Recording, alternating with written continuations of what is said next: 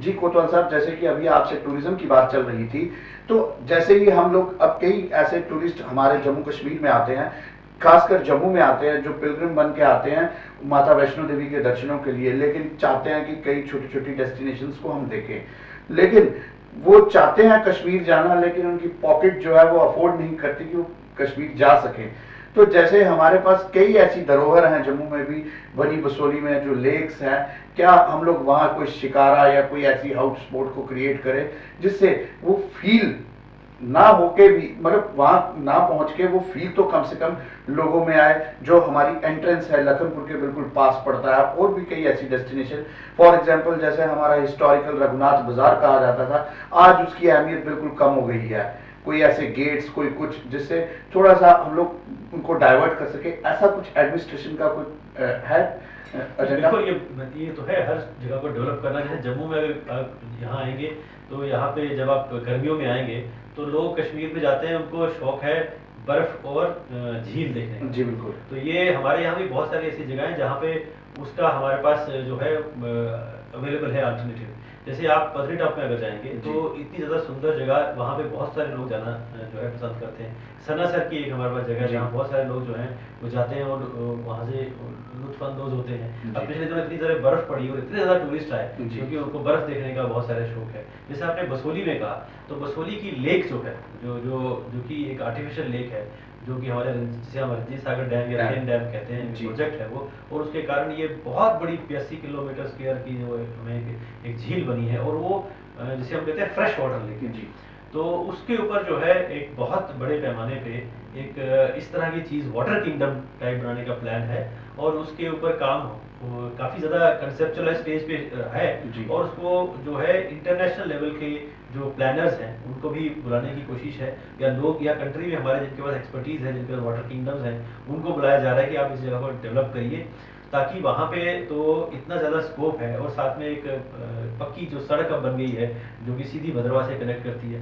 भद्रवाह में खुद ही इतने ज़्यादा टूरिस्ट अब आने लगे हैं कि भद्रवाह जिसे हम कहते हैं कि मिनी कश्मीर, हाँ मिनी कश्मीर जिसे हम कहते हैं, और वहाँ पे इतना ज़्यादा सुंदर मेडोज हैं कि आप इतना सुंदर है कि अगर आप एक बार जाएंगे तो बार बार वहाँ जाने का मन करता है। वहाँ एक ऐसी लेक्स हैं, मतलब जो लार्जेस्ट क्रेटर लेक है वो इंडिया के अंदर, जिसे हम कैलाश कुंड कहते हैं, वो इतनी भव्य है, इतने पहाड़ी के ऊपर टॉप पे, और साथ में सोनबाई है जो कि कभी भी गर्मी कितनी भी हो वहाँ बर्फ जो है, छतरकला की जगह है। तो उस रोड कनेक्टिविटी को इम्प्रूव किया जा रहा है, उन टूरिस्ट डेस्टिनेशंस को डेवलप किया जा रहा है। तो इस तरह जम्मू सारे खित्ते को बहुत सारी सुंदर जगह है, पुंछ में है बहुत सारी सुंदर जगह है, जो पुंछ में आपकी पीर गली इटसेल्फ एक टूरिस्ट डेस्टिनेशन, बिल्कुल बहुत बड़ी टूरिस्ट, और रजौरी में बहुत सारी लेक्स हैं जहाँ पे आप ट्रैकिंग कर सकते हैं। अब कुछ मिलिटेंसी के कारण ये ट्रैकिंग जो है कुछ पिछले कुछ सालों से बंद हुई थी, लेकिन इसको रिवाइव किया जा रहा है। तो बहुत सारी ये जम्मू। जी कोतवाल साहब, जैसे आपने अभी पहले सबसे पहले कहा हमारे पत्नीटॉप कुछ डेस्टिनेशन है,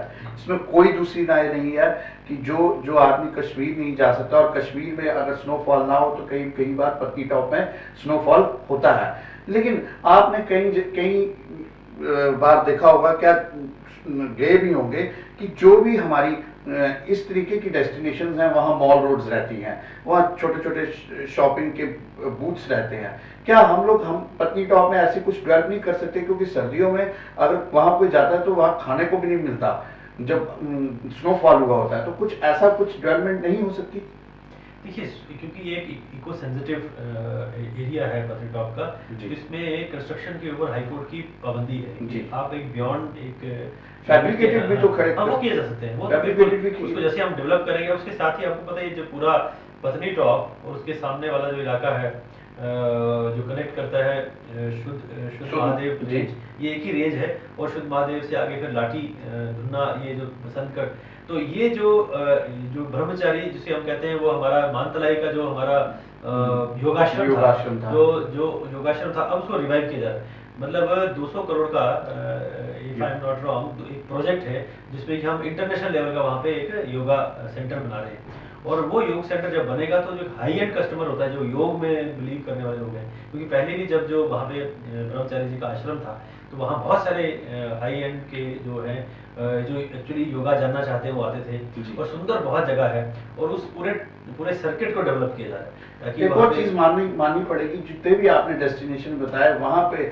हमारी जो पहुंच है वो बड़ी टफ है, क्योंकि जितनी भी रोड्स है वो कनेक्टिविटी बड़ी खराब है, तो इन चीजों को भी ठीक बिल्कुल। होना बहुत जैसे जरूरी मैं है। अशुद्ध महादेव का बता रहा हूँ आपको कि अब हमारा जो हाईवे है, जी। पहले हमको अगर अशुद्ध महादेव के लिए तो सिंपल रोड थी, जो कि अभी चनैनी से मुड़ती थी। चनैनी से मुड़ती थी, और उसको हमने पीएमडीपी पीएमआरपी में उसको वाइडन किया था। जी। अब तो रोड बहुत अच्छी है, अब उसको हम 4 लेनिंग करेंगे, क्योंकि अब जो भद्रवाह की कनेक्टिविटी है, जी। डोडा और किश्तवाड़ की कनेक्टिविटी जो है अब वाया शुद्ध महादेव होगी। जी। तो शुद्ध महादेव और गोवा जो डोडा का एरिया, उसके बीच में टनल बनेगा, जो प्रोजेक्ट अप्रूव्ड है। जी। और इसके ऊपर जब काम शुरू हो जाएगा तो वो एरिया खुल जाएगा बहुत ज्यादा।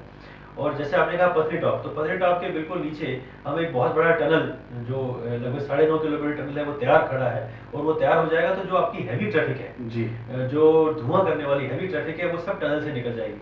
और ये जो ट्रैक है, जो जब आप चनैनी से जब आप ऊपर चढ़ेंगे तो वो रोड एक बार इसको सुंदर तरीके से बना के, तो वहाँ उधर ट्रैफिक नहीं होगा, तो वहाँ रश भी नहीं होगा। इस वक्त पथरी टॉप की सबसे प्रॉब्लम ये है कि जो लोग वैष्णो देवी की यात्रा करना आते हैं, वही लोग जो हैं पथरी टॉप जाना चाहते हैं, और उनकी ट्रेन की बुकिंग्स होती हैं, उनकी अपने एयर की बुकिंग होती है। जी। तो अगर उनको कहीं ट्रैफिक में 2 घंटे फंसना पड़े वहाँ पे, तो वो इसलिए वो डरते हैं कि कहीं हम वो पथरी टॉप चलेंगे और हमारे को रश, क्योंकि वहाँ पे आजकल जैमिंग बहुत होती है, बिकॉज हमारा टनल अभी शुरू नहीं हुआ है। जी। तो अब जैसे ही टनल शुरू होता है 1 महीने के अंदर, तो आप देखेंगे कि एक रिवोल्यूशन आ जाएगा वहाँ पे, कि सारा ट्रैफिक जो हैवी है, जो कि वहाँ रश करता था, जैम करता था, वो तो नीचे से निकल जाएगा, और ऊपर वही लोग जाएंगे जो कि छोटी गाड़ियां होंगी या एक्सक्लूसिवली टूरिस्ट होंगे। टूरिस्ट तो टूरिस्ट पैराडाइज बनने वाला है। जी बिल्कुल ठीक कहा आपने।